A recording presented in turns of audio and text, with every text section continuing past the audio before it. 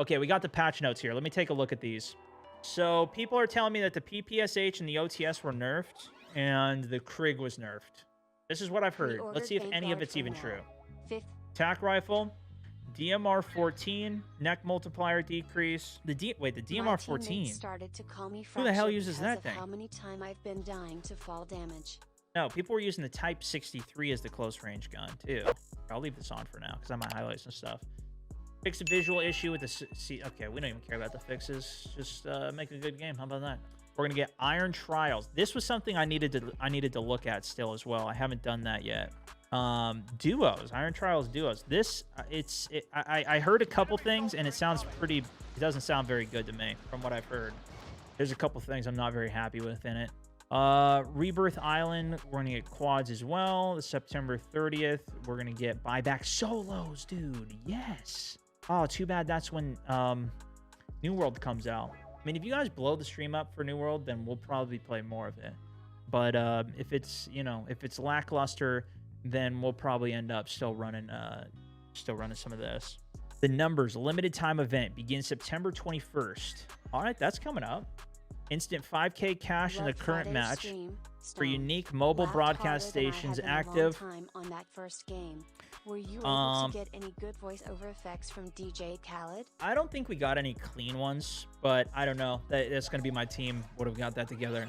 This event will also be set on 9 challenges within Warzone, which are based around the active mobile stations within Season 5 Reloaded. Through these challenges, you can unlock more unique cosmetics. That's always nice when they have those rewards, as long as they're nice. They don't always have good ones on it. Teamwork make the dream Clash, work. this is a Let's TDM. Call me. Epic Let's 50v50.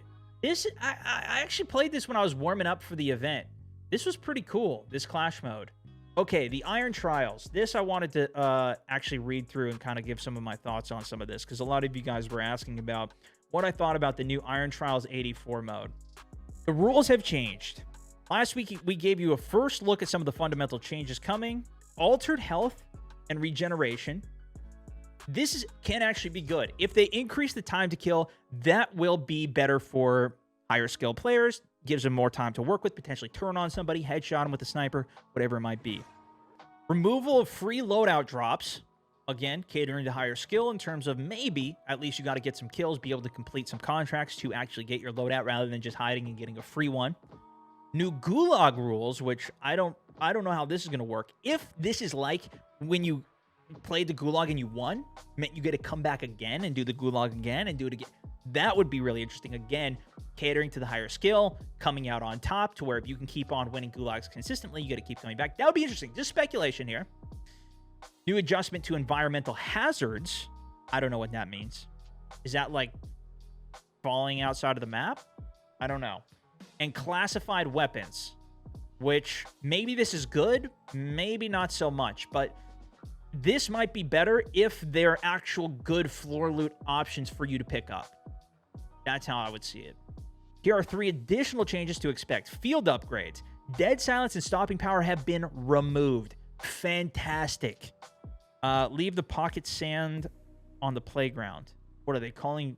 Wait, what does this mean? Leave the pocket sand on the playground? Are they calling people that use dead silence and stopping power little kids? Are they insulting people that use this? Like, is this them acknowledging they know that this is terrible game design, but they still do it anyways? Are they making fun of the developers who decide to leave this in the normal game? Whoever made this mode is making fun of who develops the regular Call of Duty. To me, this seems like they're making fun of the developers who allow this to be as broken as it is in the game currently. I don't know, but I don't understand what it's saying, but that's how I would understand it. Sniper rifles. This is probably the worst thing, and I've heard about this. I'm not a very big fan of this. Can only one shot to the head within 30 meters, which is just ludicrous to me. 30 meters is like nothing. You shouldn't even be using snipers within 30 meters. What do you mean? That's the only range you can get a one-shot headshot kill.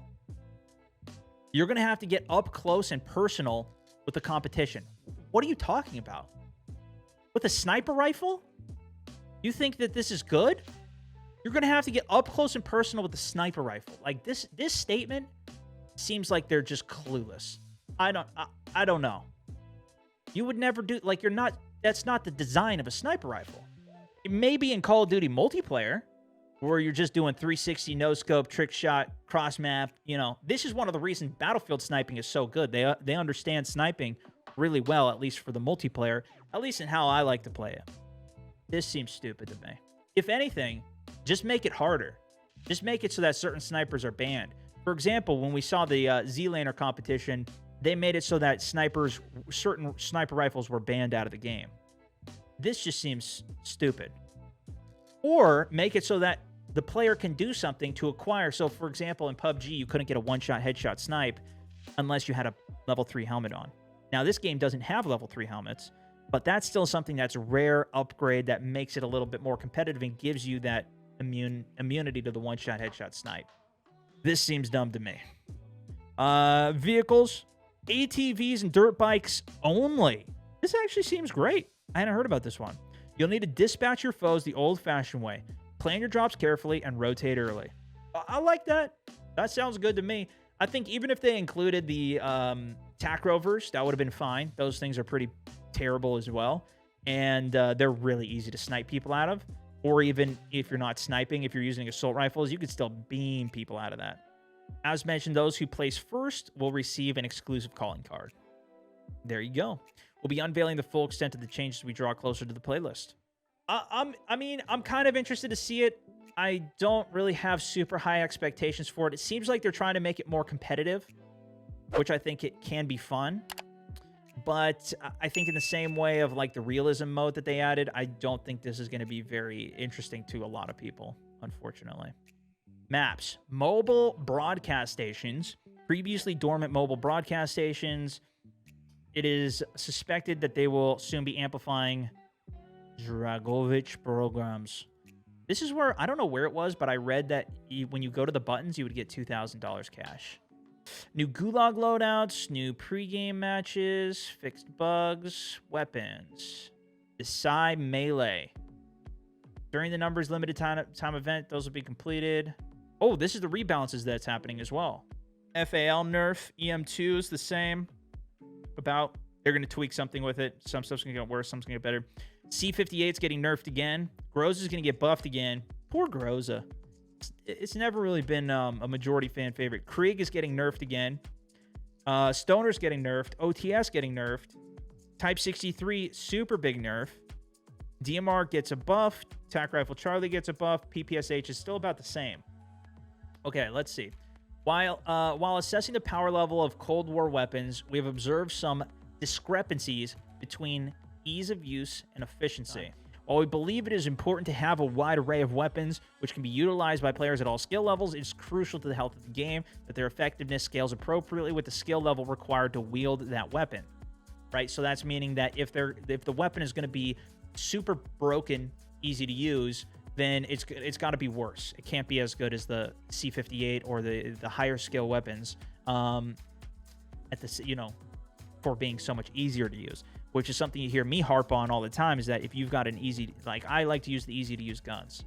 If players can be effective with a weapon that is pinpoint accurate, that is marginally slower time to kill potential than the hardest to wield weapons, why would you choose another?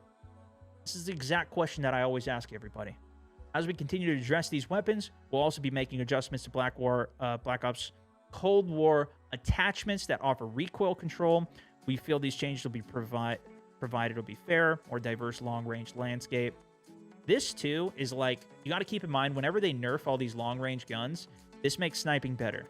It always fluctuates. These weapons get really good, and then sniping becomes not as good, and then it becomes really good. I'm curious, has this rolled out? Has this update rolled out, chat? C58 recoil adjustment as well. High damage weapons like the C58 tend to adhere. Okay, that's fine. Base optic eye position retracted. Upper torso multiplier decreased. Sprint to fire speed increased by 15%. Rose is getting a little cheeky buff, though, as a more bruiser-oriented AR SMG hybrid. I mean, this is what they tried to do with the QBZ, and that actually did get a bit of a better place, but then people started using it for 3x long range. These guys, their like intentions are like, it seems like they don't even try it sometimes before they roll it out. They're just like, let's just try it. It's like the QBZ. I used the QBZ before it was, eventually buffed a little bit, made better and better and better. I've used the Groza too. This, it's never impressed me so far, at least. From 25 to 23. So they're decreasing the range damage quite a bit here. This is quite a nerf. And the best case, close range damage, which already is not very good, nerfed. The PPSH, weapon kick adjusted, and ADS sway adjusted. While firing the PPSH, the weapon could kick in a manner that would make it difficult to gauge bullet directionality. Didn't even know that was a word. Look at that. This is a subtle change that will have a significant impact on the ability to reliably line up shots. This is better. I'm getting so many messages from people saying they nerfed it. It's not good anymore. It's terrible. This is why I gotta read it, man. This is why I gotta go find out for myself.